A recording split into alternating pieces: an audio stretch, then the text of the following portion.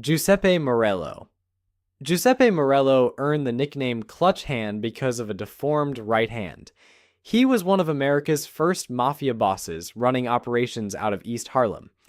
In 1930, gunmen walked into his office and shot him dead, probably on orders from Salvatore Maranzano during the Castellamarese War. Salvatore Maranzano. Maranzano won the Castellamarese War and crowned himself boss of all bosses, but that title didn't last long. Just 5 months after taking power in 1931, Lucky Luciano had him killed right there in his Manhattan office. Joe Masseria. Joe Masseria ran New York's underworld in the late 20s, but his old school ways made him a target. In 1931, his own underboss, Lucky Luciano, set him up at a Coney Island restaurant, walking out just before rival gunmen walked in and shot Masseria dead while he played cards. Albert Anastasia. Albert Anastasia ran Murder, Inc., and later the Gambino family until somebody decided he'd lived long enough. In 1957, two gunmen walked into a barbershop and shot him in the chair while he was getting a shave, most likely on orders from Vito Genovese and Carlo Gambino. Vito Genovese.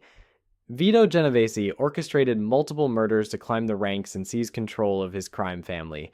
Despite all the blood on his hands, he died of natural causes in prison in 1969 while serving 15 years for drug trafficking after rivals set him up.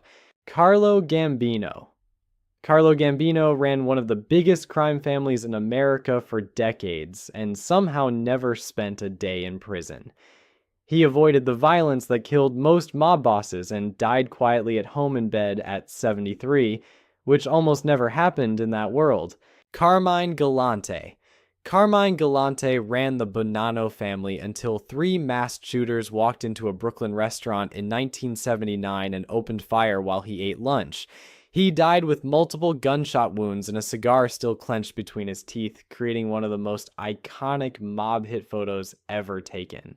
Paul Castellano. Paul Castellano ran the Gambino crime family until December 1985, when John Gotti decided he wanted the top spot. Gotti's crew shot Castellano and his bodyguard right outside Sparks Steakhouse in Midtown Manhattan during evening rush hour, making it one of the most public mob hits in New York history. John Gotti. John Gotti ran the Gambino crime family and loved the spotlight, earning him the nickname Dapper Don for his expensive suits.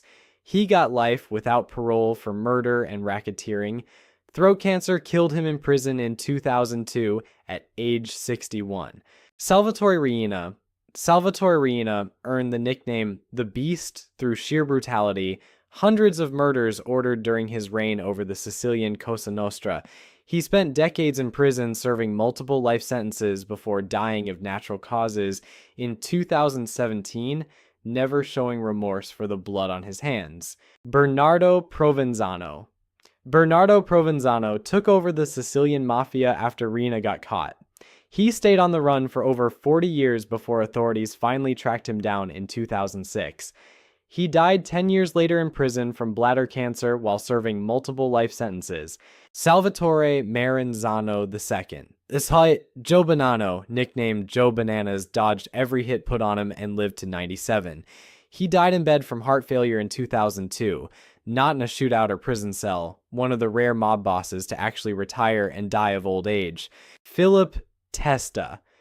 Philip Testa ran the Philadelphia mob until March 1981 when someone hid a nail bomb under his front porch. He came home one night, stepped onto the porch, and whoever was watching hit the detonator. The explosion killed him instantly, shredding him with nails and blowing apart the entryway. Angelo Bruno.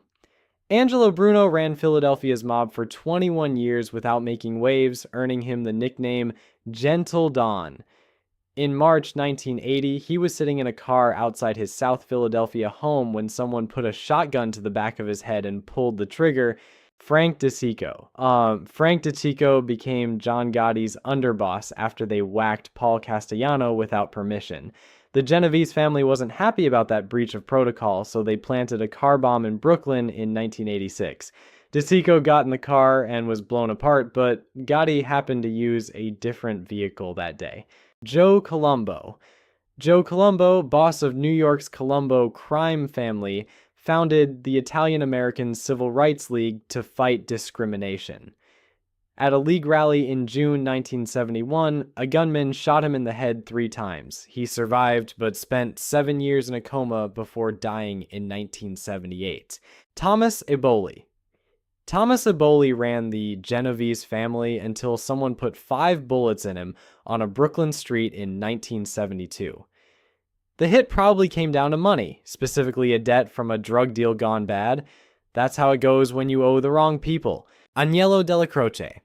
Agnello Della Croce ran the Gambino family's street operations as underboss and kept John Gotti in check through loyalty to boss Paul Castellano. When lung cancer killed him in December 1985, Gotti lost his only reason to stay patient, and Castellano lost his protection. Vincent Gigante, the Genovese crime family boss who spent decades shuffling around Greenwich Village in a bathrobe pretending to be crazy, died of heart disease in prison in 2005. He was serving a 12-year sentence when his heart finally gave out. Lucky Luciano, the guy who basically invented the modern mafia by creating the commission, dropped dead from a heart attack at Naples airport in 1962. He had been living in Italy ever since the US kicked him out years earlier. Not exactly a glamorous ending for the father of organized crime, Frank Costello. Frank Costello survived a botched hit in 1957 when a bullet grazed his skull. He took the hint and stepped away from mob leadership. Unlike most of his peers, he died in bed at 82 from a heart attack, never doing serious prison time. Gaetano Badalamenti. Gaetano Badalamenti ran the Pizza Connection, a massive heroin trafficking network that used pizza parlors across America as fronts. He got caught in 1984 and received a 45-year sentence. He died in a U.S. federal prison in 2004 at age 80. Michel Greco ran the Sicilian Mafia Commission during the bloodiest period of the Mafia Wars in the 80s. They called him the Pope because he projected this calm, religious image while ordering hundreds of killings. He died in prison in 2008, serving multiple life sentences. Stefano Bontade was a major Palermo boss who got killed on his 42nd birthday in 1981. Salvatore Rina ordered the hit, part of the Second Mafia War where he wiped out rivals. Bontade was machine gunned down right after leaving his birthday party. Salvatore Inzerillo was a Palermo boss and close ally of Bontade. When the Second Mafia War kicked off in 1981, Rina's Corleonesi faction came for him right after killing Bontade. They shot him over 20 times, making absolutely sure he was dead. Carmine Persico, nicknamed the Snake, ran the Colombo crime family for decades before landing in prison in 1987 on a 139-year sentence for racketeering and murder. He died behind bars in 2019 at 85, having spent over 3 decades locked up. Anthony Corallo ran the Lucchese crime family until the feds caught him in the Mafia Commission trial of 1986. He got a 100-year sentence and died behind bars in 2000, never making it out of prison. This one ended his career permanently. Matteo Messina Denaro